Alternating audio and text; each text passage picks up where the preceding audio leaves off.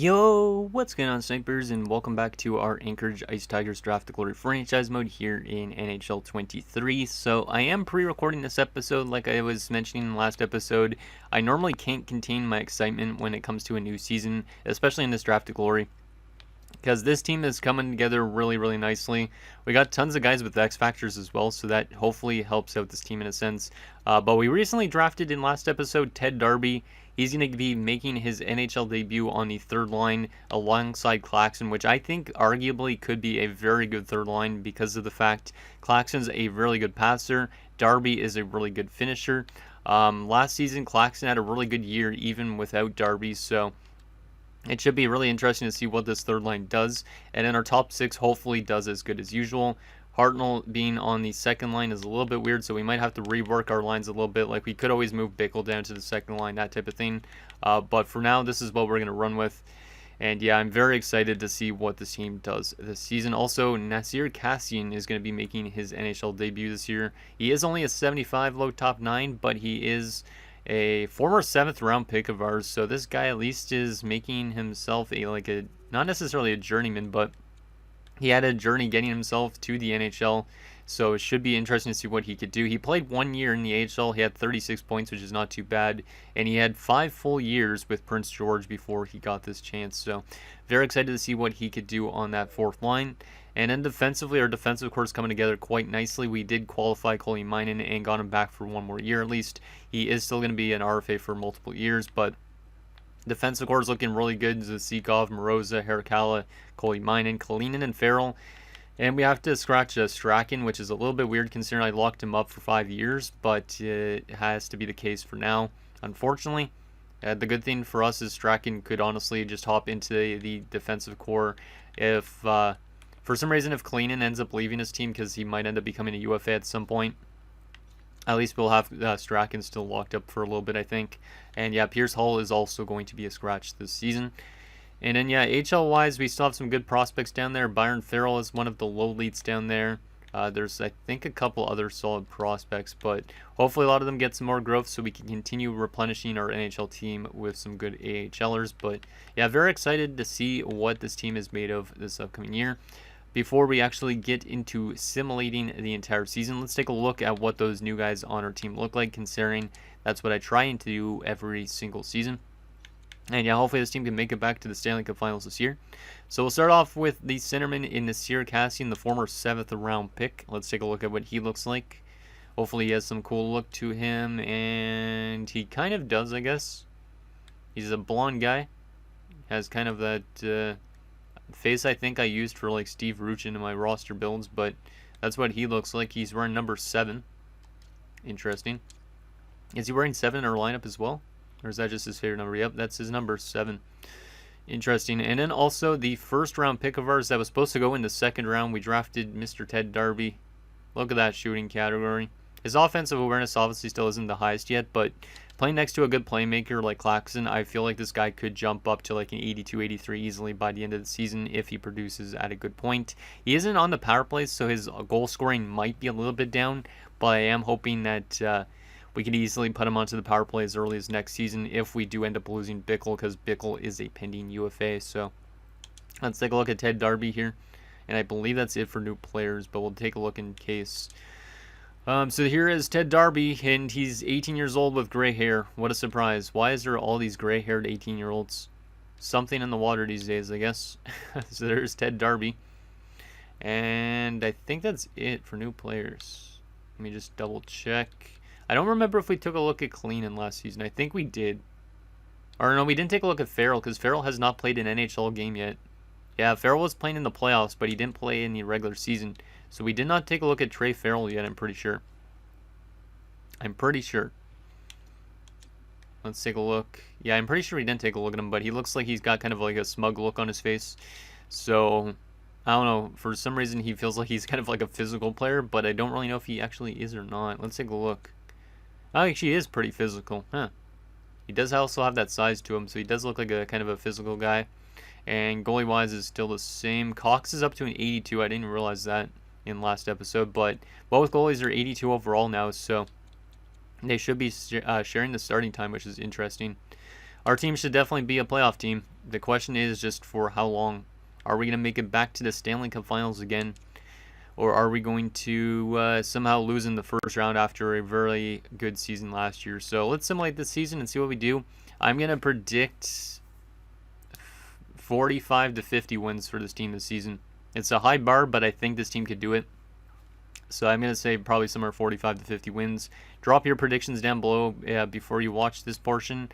And then I guess edit your comment afterwards and say how close you were to the actual prediction, because I am kind of curious on how close a lot of people are to this actual predicting thing. So let's simulate through this preseason, get that done with, and then we'll simulate the entire season. Should be a really good year ahead for this team.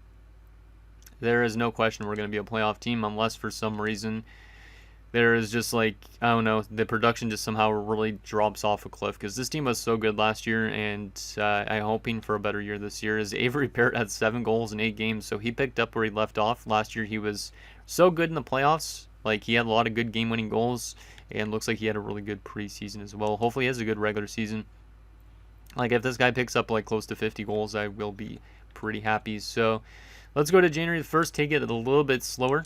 But at the same time, we definitely want to rush through the season as well, just because we know we are going to be a playoff team probably. We have a good coach as well, so we should be easily a playoff team.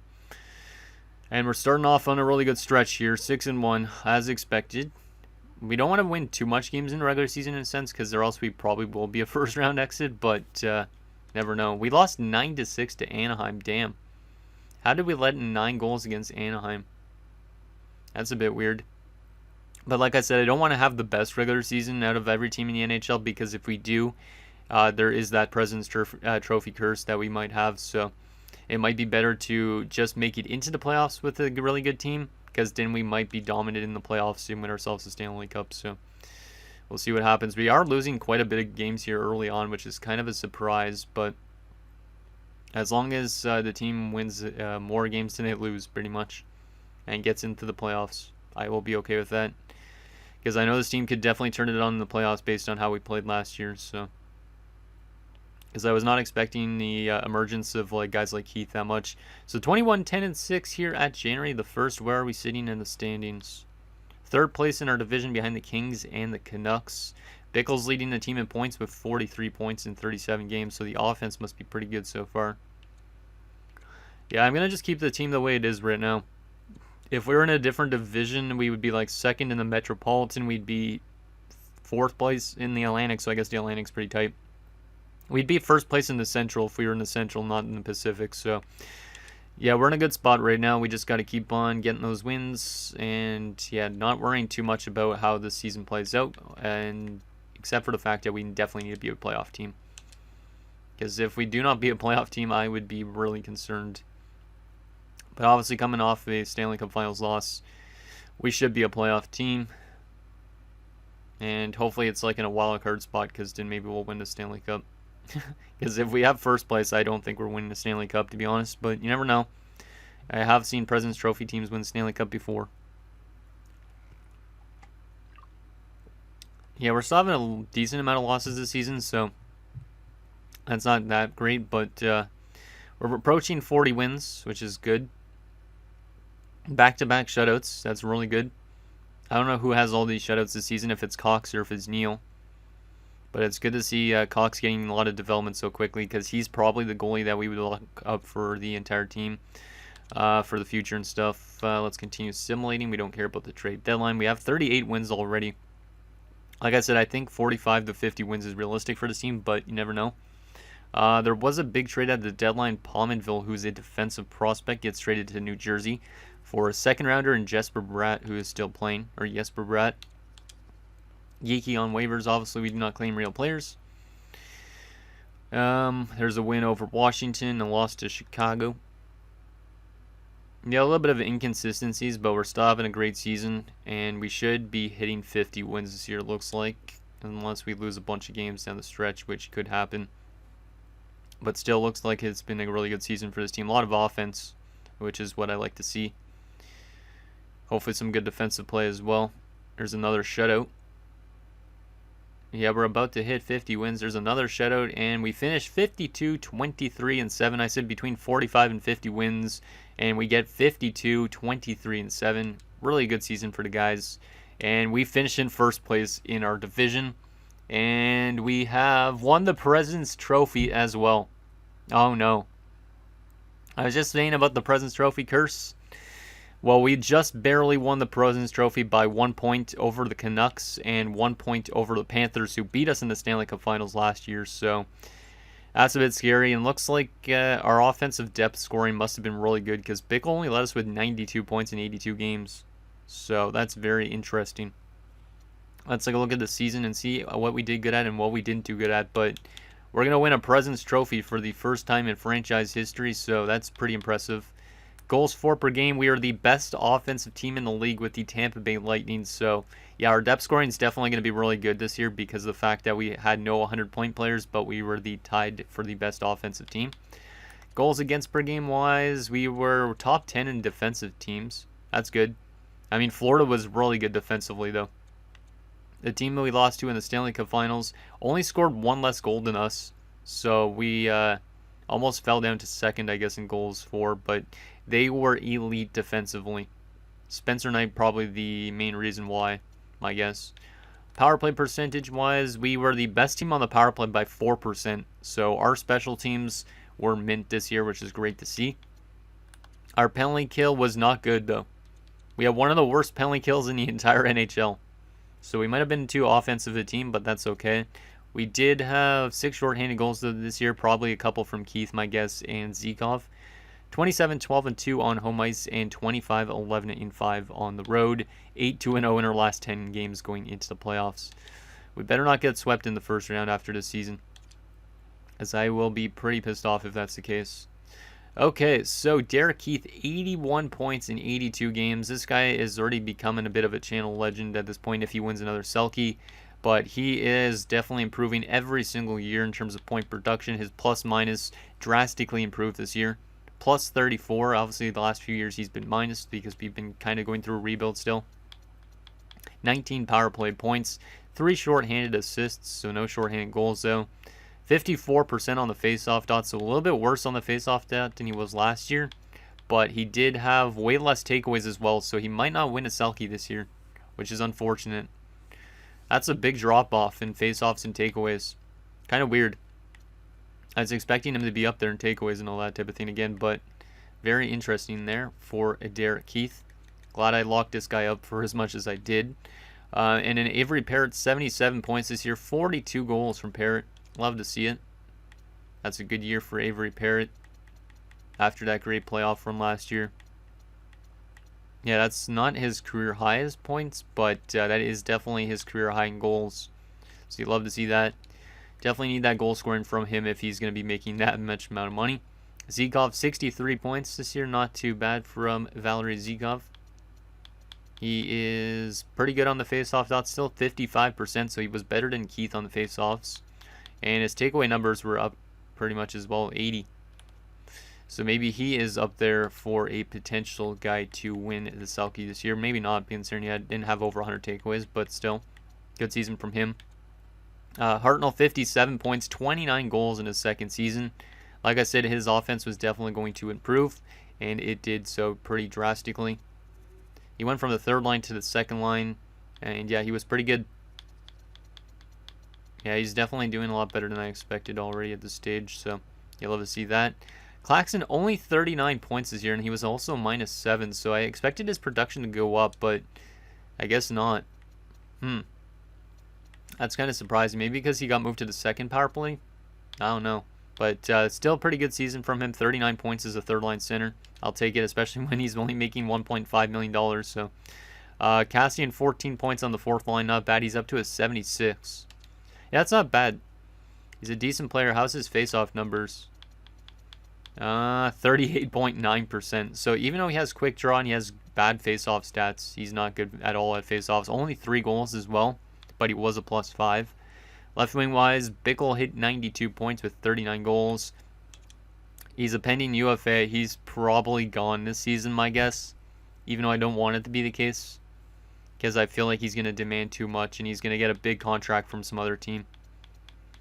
Yeah, we might end up losing Bickle this year. Festorini, though, hit 56 points, which is really good considering he was playing third line, I'm pretty sure. 97 takeaways. Yeah, he's been really good, Festorini. He's been kind of underrated. And then Darby in his rookie season hit 19 goals and 26 points. So he's pretty much doing what Hartnell is doing. He's up to an 80 overall already. Love to see it. Shooting 15%. Only had 125 shots, which is not a lot for a sniper, but good shooting percentage.